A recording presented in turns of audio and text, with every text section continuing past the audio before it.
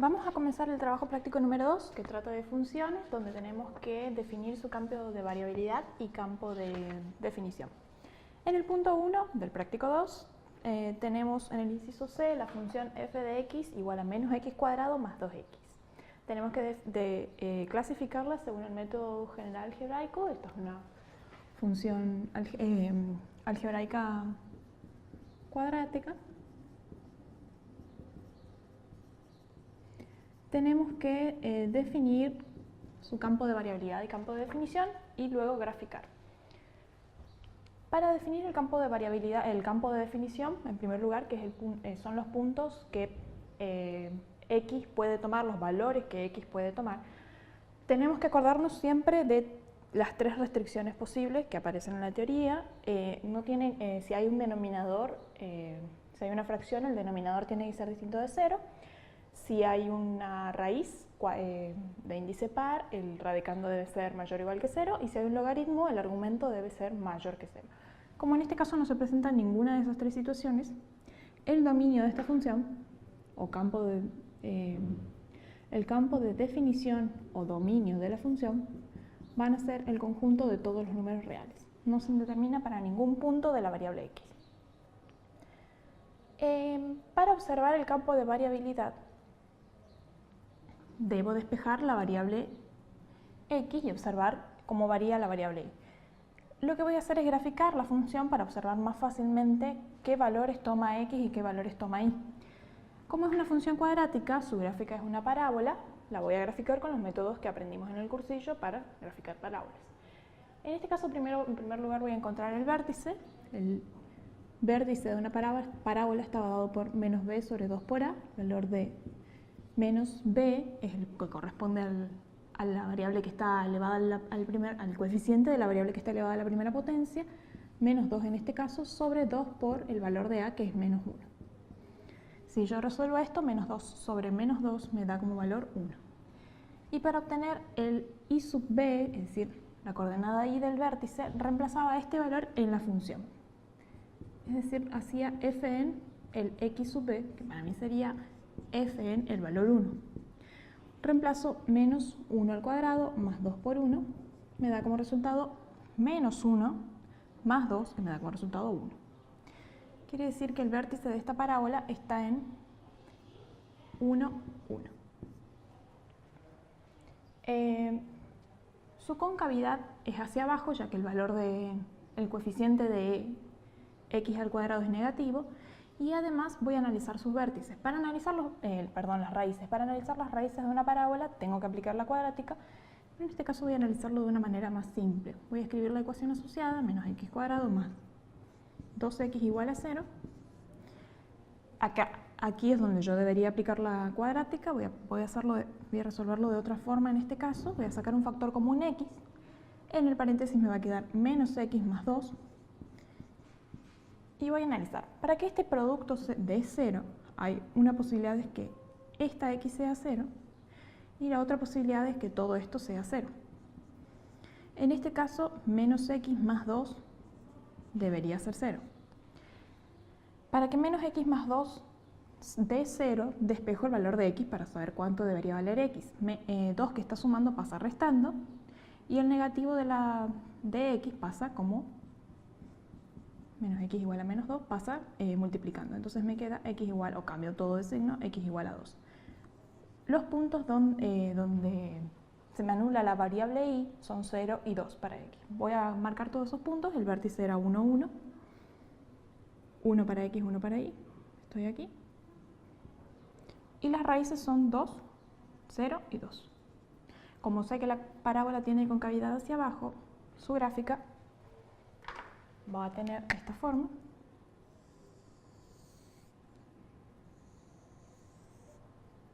Aproximadamente. Y entonces aquí voy a analizar qué valores toma la variable x. Yo puedo extender las ramas de la parábola tanto como yo desee y siempre voy a tener algún valor para x, tanto para menos infinito como hasta más infinito. El problema es que para y, analizo los valores que toma la variable y mirando el eje y, no siempre voy a tener valores para la función con respecto al eje y, ya que, por ejemplo, en 1 tengo un valor, en 0 también, en menos 1, etc. pero los valores mayores que 1 no tienen ningún valor sobre la función. Por ejemplo, 2 no tiene ningún valor sobre la función. Entonces voy a definir el campo de variabilidad o imagen de la función como todos los i que pertenezcan a los reales, pero tienen que cumplir la siguiente condición. Puede tomar un valor 1 y los menores que 1, es decir, que i tiene que ser menor o igual que 1. Todos los i que pertenezcan a los reales, pero que se cumpla que i sea menor o igual que 1. Los mayores que 1 no puede tomar. En el ejemplo del inciso E tenemos la función menos 2 a la x, es una función trascendente exponencial. Tengo que definir su dominio y su imagen, campo de definición y campo de variabilidad. Para definir el campo de definición de esta función, vuelvo a observar que en la función no aparecen cocientes, no aparecen raíces y no aparecen logaritmos. Por lo tanto, el campo de definición de esta función van a ser todos los reales. Para definir el campo de variabilidad, considero que f de x lo puedo escribir como i, entonces la función es i igual a menos 2 a la x. Tengo que despejar la variable, para observar el campo de definición tiene que estar despejada la variable i. Y cuando quiero observar al revés, el campo de variabilidad tiene que estar despejada la variable x.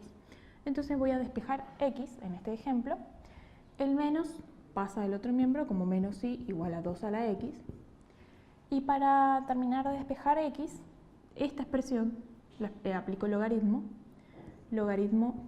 en esta base 2 de menos i igual a x, es decir, cuando tengo un exponente, x como exponente, lo paso al otro miembro como logaritmo de la base que tenía. Logaritmo en base 2 de menos i igual a x. Tengo x despejada, ahora sí observo si hay algo que me determine esta función. Acá aparece un logaritmo, habíamos dicho que el argumento del logaritmo, cuando aparece, tiene que ser mayor o igual que 0. Por lo tanto, para que esta función esté definida, menos i tiene que ser mayor que 0. Menos i tiene que ser mayor que 0.